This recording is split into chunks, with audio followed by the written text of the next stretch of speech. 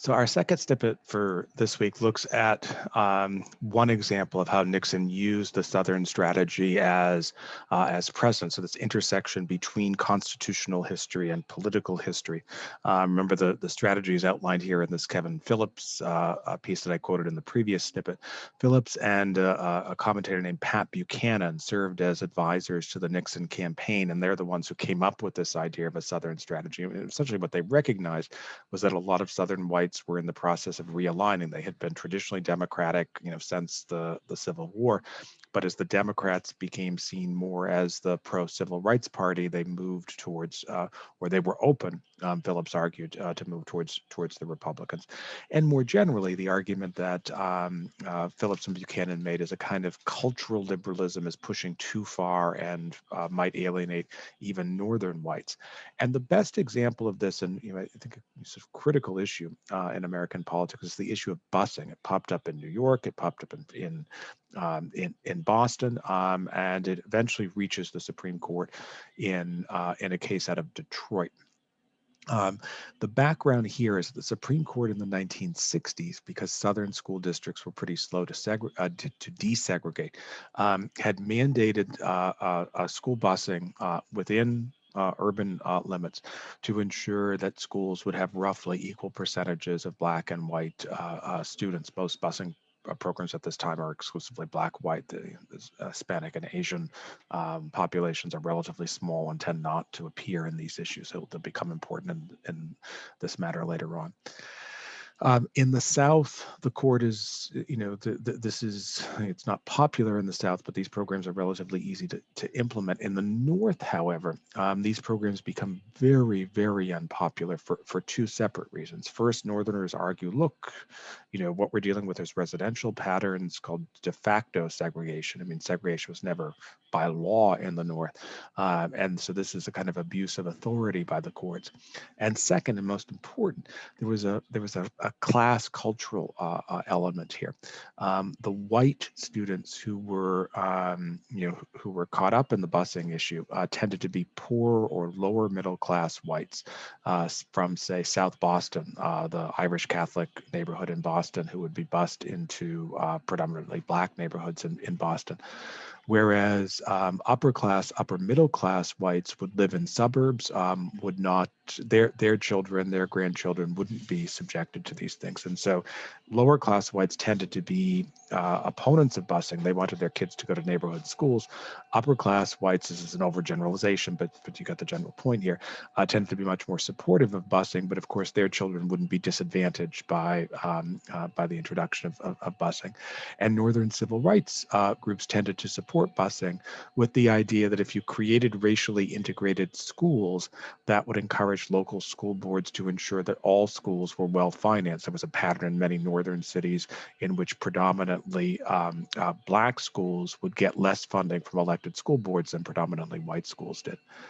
And this all reaches its kind of high point in Detroit. And the reason for that is this, you can sort of see it on this map. It's a little bit tricky to follow, but I'll try to walk people through. Detroit is a majority African American city that had become overwhelmingly African American as part of this phenomenon often called white flight that had begun in the 40s, intensified in the 50s, 60s, and 70s, when lots of white people leave Detroit, even though they continue to work in, say, the auto industry, which is big in the area.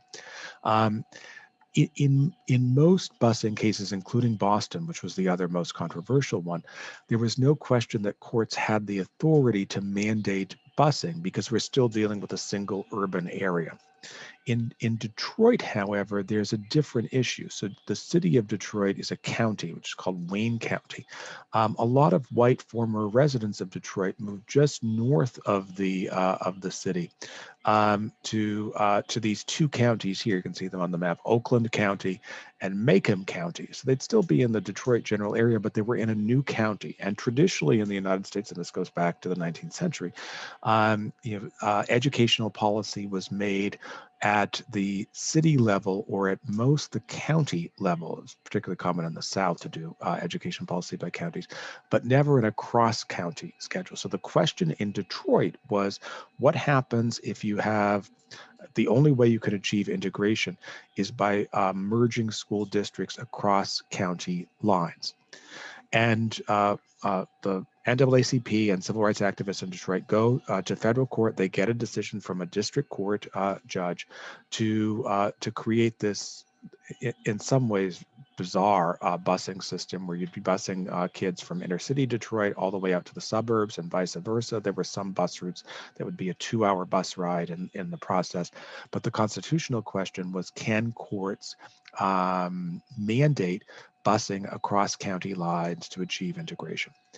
This was enormously controversial and triggered an enormous backlash in Michigan. This is a protest that you can see on the screen here. Police have to be called in. It undermines the Democratic coalition, which in Michigan, which was predominantly African Americans and sort of white union workers.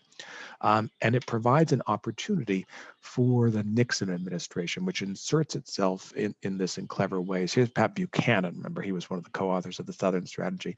And this clip that we're going to be listening to is a conversation between Buchanan and the president, in which Buchanan, who was not, he was kind of aggressive party operative, can't hold a candle to Richard Nixon, who's coming up with this very devious way of trying to implicate the Democratic frontrunner Edmund Muskie, who was kind of a moderate across the board, to make Muskie alienate himself from the white votes he would need in Michigan. And as you'll see, Nixon proposes doing this by creating a phony civil rights organization. This is from the day the district court lawsuit was filed in Detroit. Well, I basically got to say that only to the extent that it is required by law, right, by a court order, do I think busing should be used. But you think that's really what you get down to? Right. Because the line actually between my line and Muskie's is not as clear as I mean, it's just the way he said it. He starts the other end. He says, well, I think busing is a legitimate tool. Yeah. And then, but I'm against it. I start at the other end. I said, I'm against busing, but if the law requires it to the minimum extent necessary, I, of course, will not resist it. Right? Right. It's purely a question of tone. Well, we've got to push Muskie's emphasis up in the headlines. That's the problem. That's right. Yeah, it's got to be, I think it probably is going to get some play in the South. Well, that's something you could really move by various statements exaggerating his position, and then Muskie would come back sort of drawing it back, and it identifies him with it. Yeah, the thing to do really is to praise him, have some civil rights people praise him for his defense of busing. Mm-hmm. That's the way to really get that, It's much the better way than to have people attack him for it. Mm-hmm. Is to praise him for his defense of busing, see? Mm-hmm. And I don't know if you've got any people that do that or not, but I would think that'd be very clever. Mm-hmm. Okay. I mean, again, this is a president talking with a political advisor, trying to stoke racial divisions for his own personal advantage. Of course, this is Richard Nixon. And ultimately, Muskie doesn't get the Democratic presidential nomination. In 1972, George McGovern does, and Nixon wins 49 states. So all of this chicanery was unnecessary. But at the district court level, the civil rights activists win. They win at the appellate court level. This case eventually makes it to the Supreme Court in this major decision called Milliken versus Bradley, in which the Supreme Court by a 5-4 vote says no, that there has to be some limit in terms of what you can do, what kind of busing program you can have to deal with the legacy of discrimination, and busing students across county lines simply goes too far, and they rely heavily on the idea that the sort of tradition in American history of local control, local autonomy over public schools, and the court is saying there may be exceptions to this. I mean, they certainly had exceptions to this, when dealing with the jury segregation in the South, but in a case like Michigan, they're saying this simply goes too far, and part of the problem also is the limiting principle behind the NAACP opinion was not entirely clear. Would it be okay to bus kids for 4 hours to achieve integration. And so the court says no. And this is the first decision where the court kind of steps back from an aggressive support for desegregation in public schools. And the issue, as we're going to be seeing over the remainder of the course, becomes much more contested as the questions, frankly, become much tougher to answer before the court. So that's our second snippet for this week.